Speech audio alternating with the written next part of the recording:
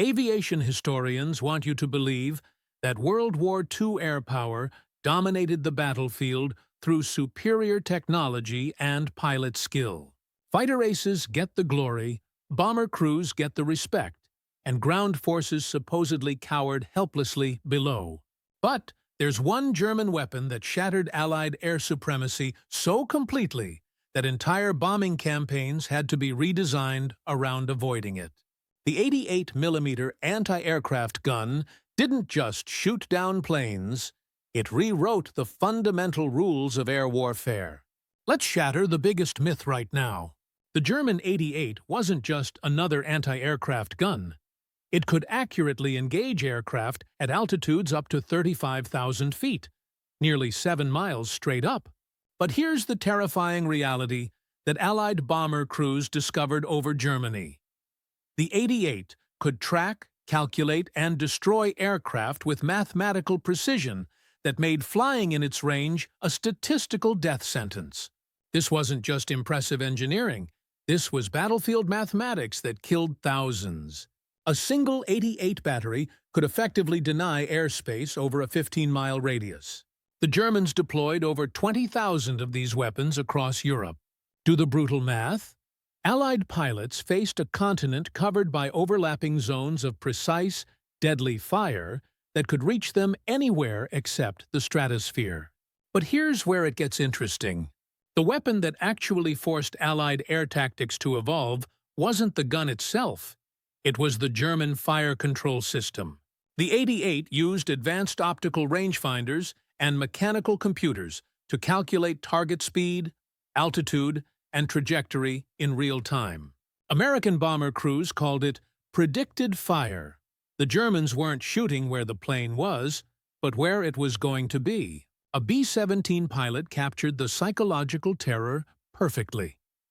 You'd see the black puffs appearing exactly at your altitude, exactly where you were going to be 3 seconds later. It wasn't luck or spray and pray. Those German gunners were doing mathematics at the speed of death, and they rarely miscalculated. We learned to fear clear skies more than cloudy weather. Visibility meant they could see us coming from 50 miles away. The numbers revealed the weapon's devastating impact on Allied air operations.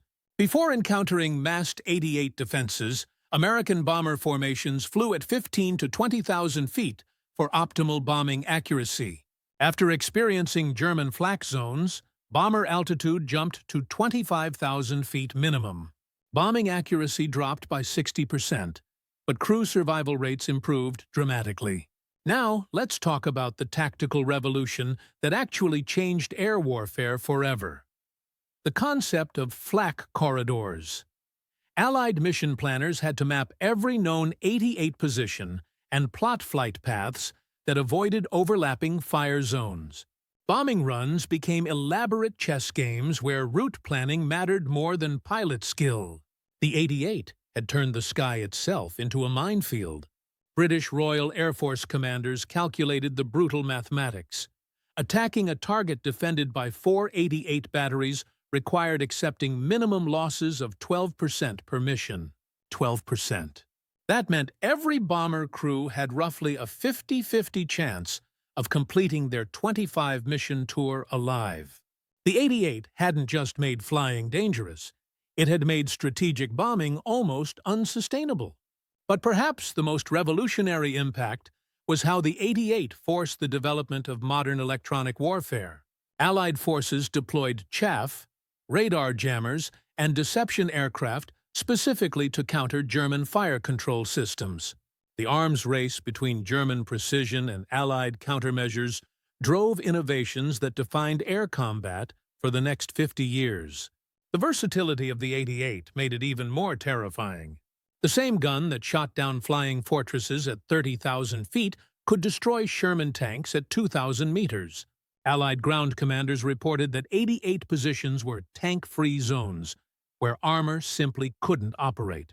One weapon system had achieved dominance in both air and ground warfare simultaneously. A captured German 88 gunner revealed the weapon's psychological impact. Allied pilots learned to respect our gun. We could see them changing course 20 miles out, climbing higher, spreading their formations. They feared us more than fighters because fighters they could outmaneuver or outfight. Against flak, there was no defense except prayer and altitude. The final, darkest truth about the 88's impact on air warfare? It forced Allied commanders to accept that air supremacy was temporary and conditional. The age of unopposed strategic bombing ended the moment German 88s started tracking Allied formations with mathematical precision. Air power had met its match in German engineering and fire control technology. Here's the brutal mathematics that changed air warfare forever. The 88 could engage any aircraft, anywhere within its range, with killing accuracy that made formation flying a calculated risk rather than a tactical advantage. Allied air forces had to develop entirely new doctrines: higher altitudes, electronic countermeasures, route deception, and coordinated suppression missions, all because of one German gun. An American bomber commander summed up the 88's revolutionary impact. Before facing German flak, we thought air power meant flying where we wanted, when we wanted. After experiencing those guns, we learned that the sky belonged to whoever had the best mathematics and the most accurate fire control. The Germans taught us that altitude was life and precision was death. Modern air defense systems, surface-to-air missiles, radar-guided guns, integrated fire control networks, all trace their conceptual roots to lessons learned from the German 88. The weapon didn't just shoot down aircraft. It shot down the entire concept of uncontested air superiority and forced the birth of modern aerial warfare doctrine that recognizes the sky as a contested battle space where mathematics and technology determine who lives and who dies.